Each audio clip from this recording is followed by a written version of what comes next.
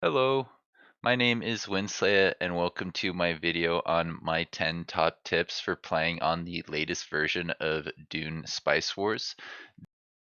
This video is sponsored by Shiro Games and was made with their support. You could say this video is an ad.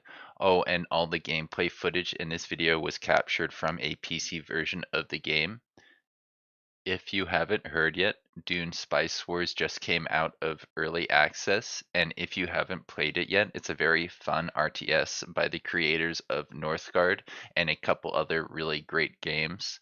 I also wanted to say that I only have about 20 hours with Dune Spice Wars so far, so a lot of these tips will be for people with a similar amount of experience. Or in other words, this video is for people who are unfamiliar with Dune Spice Wars and are just starting to learn about it now. My other videos that are sponsored by Shiro Games will focus more on the new content, like the House of Ikaz.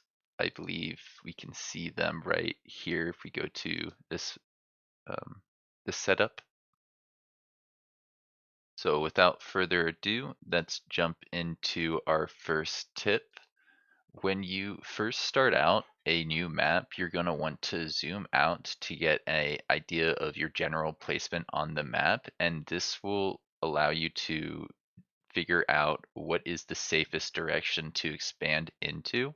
If you're going to go into the center of the map, that's where a lot of factions are going to be headed, and you're going to end up having to compete with them. So if you zoom out like this, I think to this layer you get like a slightly darker edge where you can't go and a slightly lighter edge where you can go. So this means I can go down to like all the way over here in this direction, pretty far to the bottom right and not nearly as far to the top left. This is going to be generally the safer direction to expand into when compared to over here.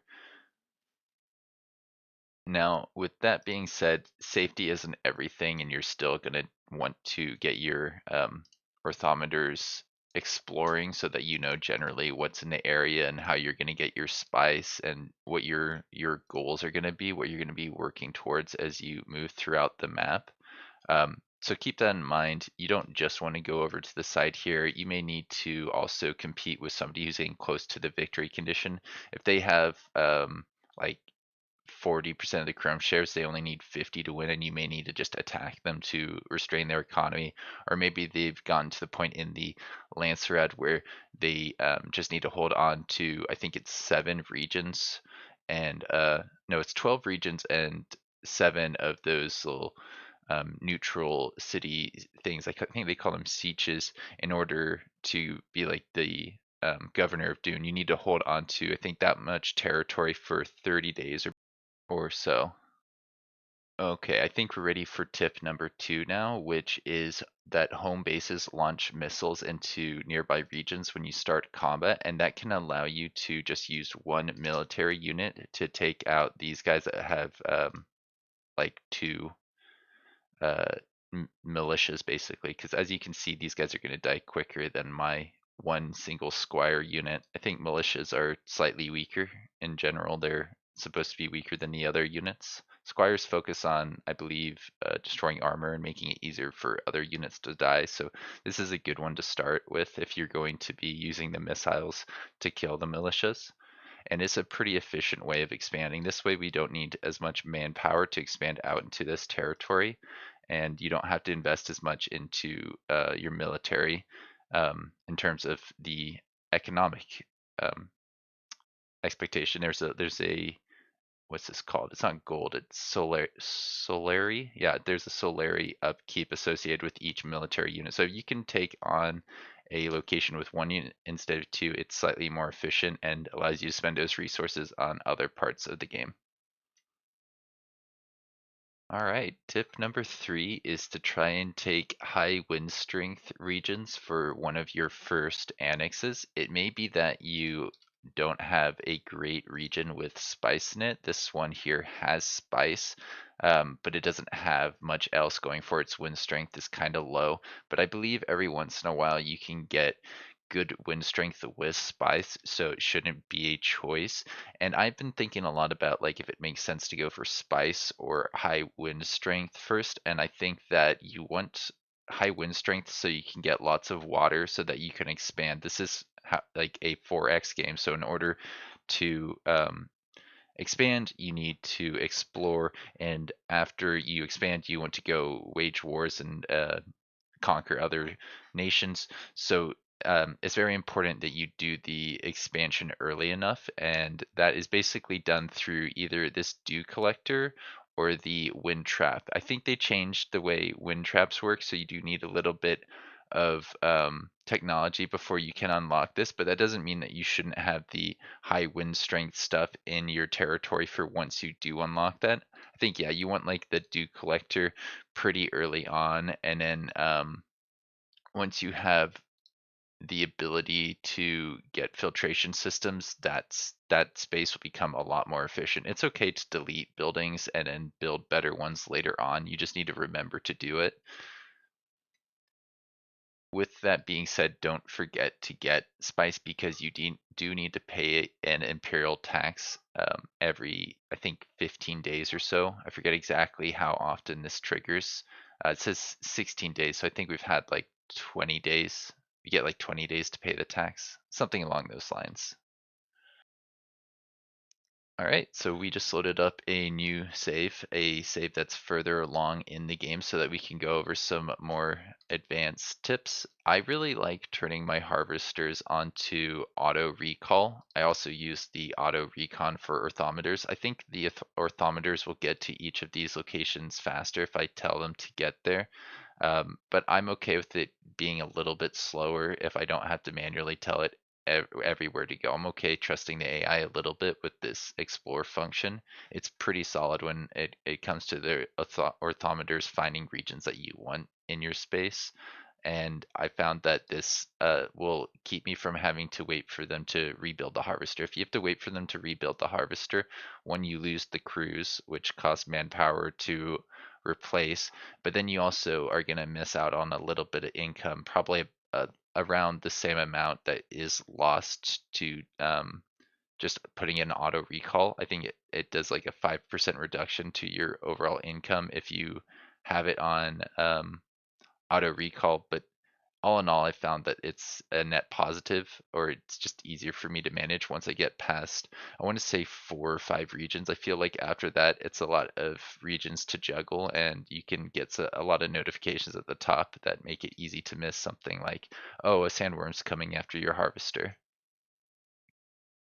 Now, sandworms don't just attack harvesters, they also show up where there are a lot of soldiers, I think, marching or fighting, and we just had a big fight over here, so it gave me the notification saying, okay, if you stand out here in the sandy parts, your units might get devoured. Right now you can see, yeah, the notification is above his head in a slightly brighter color compared to this one because this guy's standing on rocky terrain. I think he's relatively safe. This guy may be safe where he is. But yeah, there you can see he ate that unit very quickly, and I think you can lose an entire army if you're not paying attention to that notification pretty quickly. All right, so our next tip is to put your agents onto the Arrakis information slot so that you can go over to locations like this and choose the better option. It requires a little bit more investment usually to get the option on the left. This one is something that all you need to unlock is a military unit. So I could take like this guy and say, go do this event and give me the intel. But I think in general, a Fremen mercenary is better than intel, and a lot of these options where they give you two things, when you take the one on the right, it's slightly worse than the one on the left. But I don't know, it's debatable with things like this one. Do you really want to spend gold on spice? Maybe you have another way to get spice, and you don't need to put your gold into that location.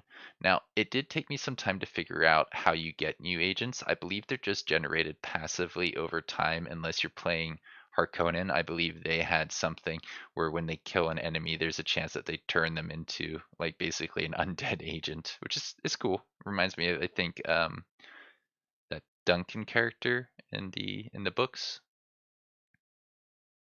All right, we just switched over to a different save to look at a different mechanic. Here, I dropped down a little bit in Landsraad Standing to get into the low territory, which I found is a little bit trickier to do than it is to increase your standing in the Landsraad. There's oftentimes a lot of opportunities to increase your standing so that you can get a reduction in the Chrome share buying price and a little bit of extra influence. I believe if you go into the next range, the um, 300 to 399, it has it's basically reverse. So you get +2 influence and plus or minus 100% Chrome share buying price. And I believe once you go to very high, it's something similar to that. It's good stuff and it's worth paying attention to.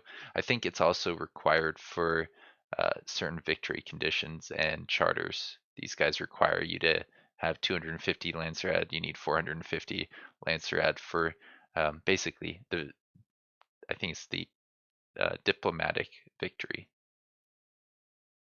My next tip is to not ignore the Chrome market over here because even if you're not going for the economic victory, there's some nice bonuses for getting to the 10% threshold and the 30% threshold.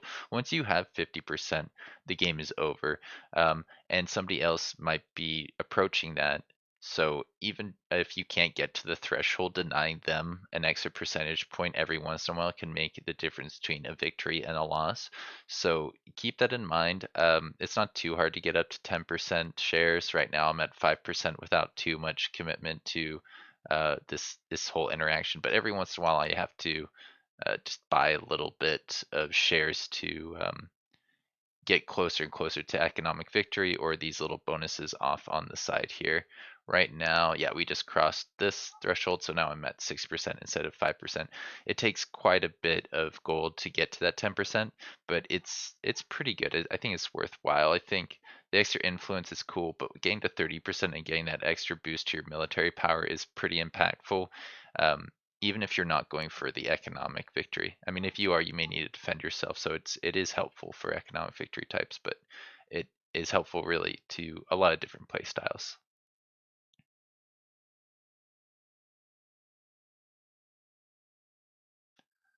My last tip is to not ignore these renegade bases that appear in the mid to late game. If we look at my hegemony, I'm basically halfway through this game and we started to get these bases popping up in the neutral spaces that I haven't cleared out. While it may be very tempting just to send your militaries against other players who may be getting close to victory or trying to deny you victory, you do need to watch these guys because they can actually burn down regions if you're not careful. If you don't build out the militias and then give yourself enough support through things like the missile batteries and other military